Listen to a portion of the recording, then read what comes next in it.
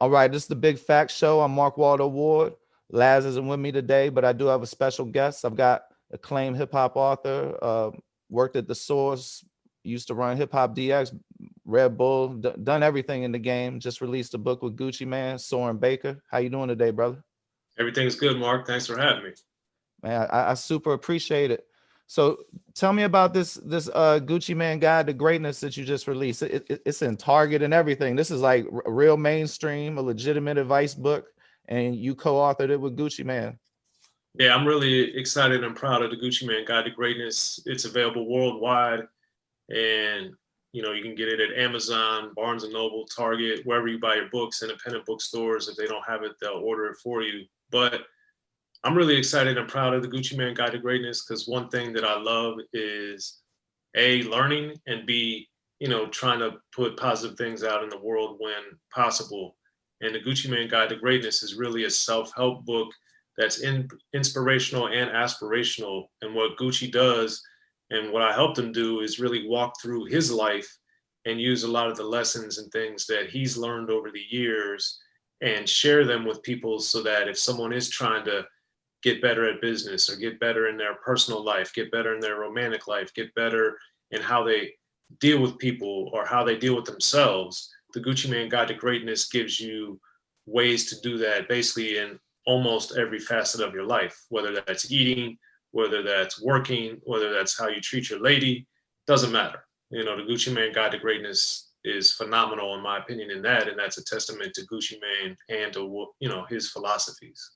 What was his reaction when he saw the final finished print copy? Because it's a gorgeous book.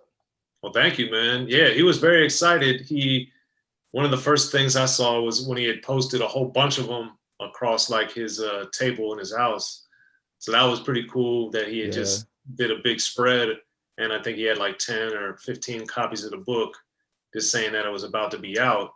And thank you for noticing the design of the book. Simon & Schuster, the publisher, they did a phenomenal job of getting everything done on the artwork side of things. Notice on the inside of the cover, man, for people that love Gucci Man and follow him with the ice cream cones, we got a bunch of ice cream cones on the inside. The art design of the book is phenomenal. And the inside of the book has so many photos that every photo I think has never been published before. And then the ones that have, it might be a outtake or a different angle of photo that you may recognize of Gucci, but there's so many dozens of photos in the book and almost all of them have never been used before, which is exciting because it's like a look into a whole other aspect and a whole other world of Gucci Mane. And I think that his fans will love it. But then on top of that, people that are into rap or that just, are looking to improve themselves, I think can gain a lot from the book, which I did by working on it. And he got the bug, huh? He wants to start writing more books. Yeah, Gucci Mane loves doing his books. The autobiography of Gucci Mane was an immense success, and we're hoping to follow that up with the Gucci Mane Guide to Greatness. He and I are talking about one or two other things that hopefully we'll be able to do together. So, I mean, he's a very driven, very focused guy. And like, that's the beautiful thing about Gucci Mane, that he really is focused on his business. Man, I would love to read a comprehensive history of the whole 1017 thing from Nicki Minaj to even now to the new 1017. That might be an interesting read. Yeah, I mean, Gucci's had his hands in a lot of stuff, man. Like Migos, Young Thug, Nicki Minaj. He's Killer Mike on the Black T-shirt remix. He's got his hands in a lot of things, man, and he's very influential and very important. And that's why I think he's so compelling to people, because there's so much to Gucci Mane, and we brought a lot of that into the Gucci Mane Guide to Greatness. I'm well aware of you from the history of gangster rap, and I know that you have a broad and diverse rap knowledge. But when I recently interviewed you for Dirty Glove Bastard about the Gucci Mane book, I was surprised that you like that Mr. Zone 6. That's an underrated classic right there. Absolutely, man. I mean, the hard thing with Gucci Mane is he's got more than 100 projects, and each project has, I would say, around 15 songs. So you're talking about 1,500 songs, and he's probably really got closer to more than 2,000 songs. So like with that amount of output, Mr. Zone 6 is one of my, not my favorite, but since he has so much material, it's kind of hard to be like, and he's putting out 3 or 4 a year kind of on average since 2005. So it's really hard to be like, oh man, I love this or this, because by the time you start really digging something, he's got 3 more albums that just came out or 3 more mixtapes. So it's just, and everything else is coming out in yeah. Oh, by the way, I just did this cameo, or I just appeared on this person's record, or oh, I'm with the, you know, the Migos, or I'm with some pop Bruno Mars or whoever. It's just like, what? You know, Doja Cat, Saweetie, yeah, he's all over the place. So you started writing for The Source in 1995, right? Yeah, when I was in college is when I started writing for The Source, and you know, I've been fortunate to be, you know, I started writing in '94 in college. Were you receptive to Southern rap at that point? Oh yeah, I grew up loving everything. That's one of the things that I realized not only makes me different, but I think has really helped me is that You're from Columbia, Maryland? No, I'm from Gambrills. So Columbia is close to me, but that's, yeah, I'm from Gambrills. So you probably got a pretty homogenized blend of rap music at that time. Cause you know, I was from PG County, and the same time I remember we were, I don't know if you remember this, like I'm sure you did. You remember when The Source used to publish those things that was like a map that showed where albums were being bought at? Yeah, and you'd always see like the Rap-A-Lot albums would be real big in Texas, and then they'd be up in DC, Maryland, and Virginia, you know.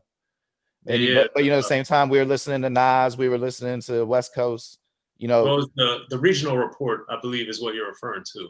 I just remember how it looked. That's a long time ago. Plus, I was like 15 or something. But I used to just always notice that the rap, like the Fifth Ward Boys and Scarface would be where we were at, and people in my neighborhood was listening to it. But we was also listening to, you know, everything you see on MTV and stuff too.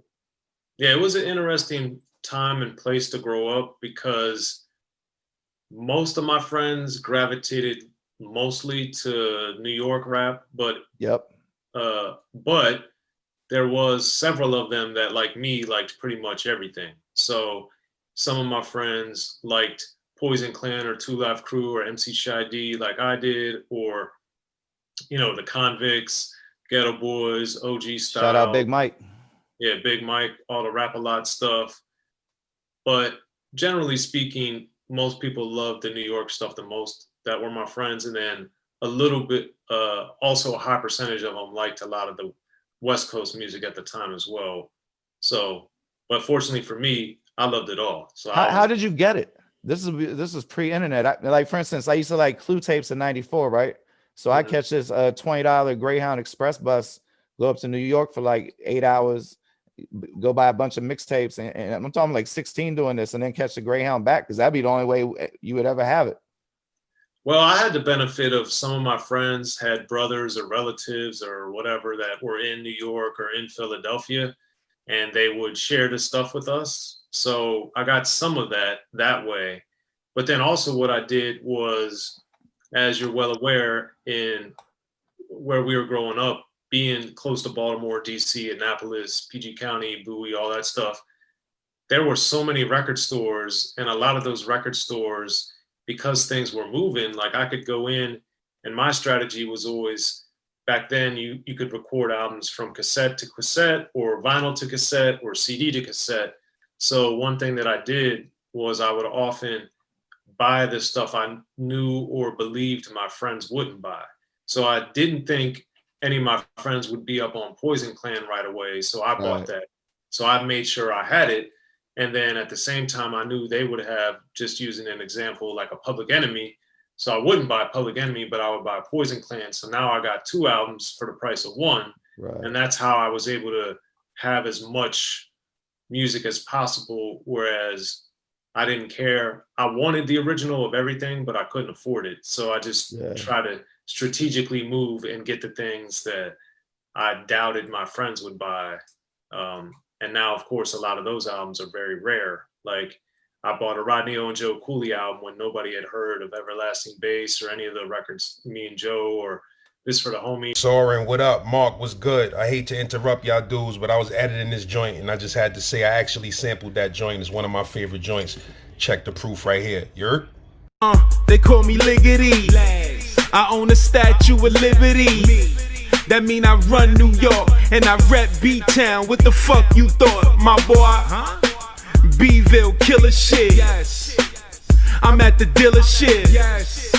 Looking at some things. Red Bull Benz. Get that bitch wings, you heard?